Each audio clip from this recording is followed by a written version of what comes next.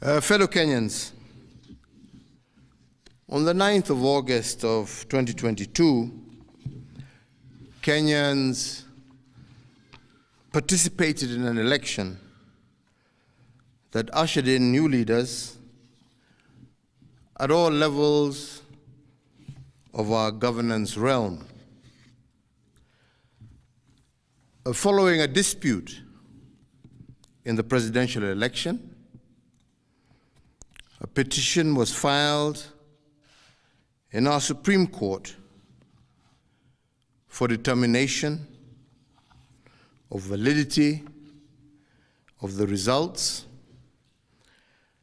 and the Supreme Court has today pronounced itself on this matter. When I was sworn in as your president, I made a pledge to the country, a pledge to uphold the rule of law and the decisions made by the judiciary on all matters appertaining to our governance. Today, the Supreme Court made a ruling on the presidential dispute, upholding the results announced by the Independent Electoral and Boundaries Commission on the 15th of August, 2022.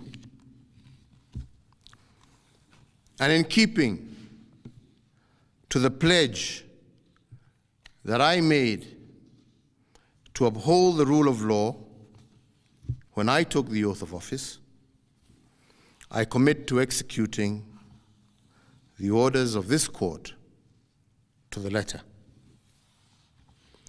The process of handing over is in progress through the Assumption of Office Committee, which actually has already begun its work as of August 10th, 2022. And indeed, it is my intention to oversee a smooth transition to the next administration, and all the necessary orders to facilitate this process have already been issued. And because democracy is a work in progress, I urge the country to respect the institutions that midwife our new leaders. And in doing so, I also urge citizens to constantly put them under scrutiny, for this is the civic duty of every single Kenyan. In particular, this civic duty requires every citizen to constantly put the truth presented by our constitutional institutions to test. And they must test them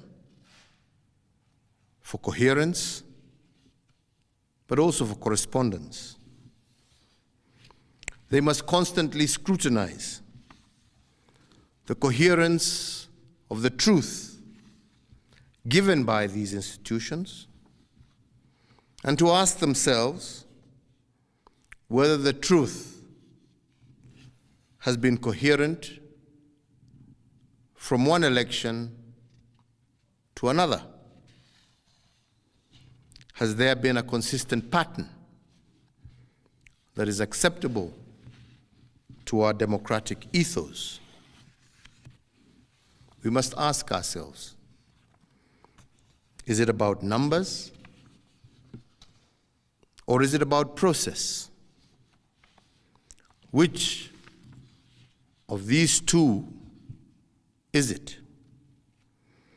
And can our institutions rule one way in one election and another way in another election without scrutiny? I do invite you, Kenyans, to keep vigil, and indeed to hold all institutions to account. The second thing we must place under scrutiny is whether the truth given by institutions has correspondence. That is, do the truths given by our institutions correspond with what is observable by the citizen? True beliefs and true judgments must correspond to the actual state of affairs. But do our constitutional institutions meet this threshold? While we must appreciate these institutions, we must also hold them to account at every juncture.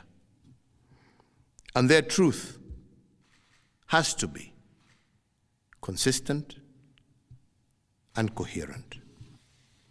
This is the only way we will build our democracy. I want to take this opportunity to thank every single Kenyan for holding a peaceful election. And for this, I want to thank God, and I want to thank our political parties, but I also want to thank every single individual Kenyan for bringing us thus far.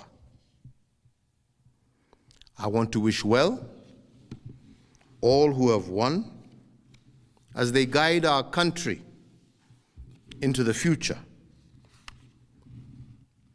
And I thank you all for the opportunity to serve, and I say, may God bless you all, and may God bless this great Republic of Kenya. Asante.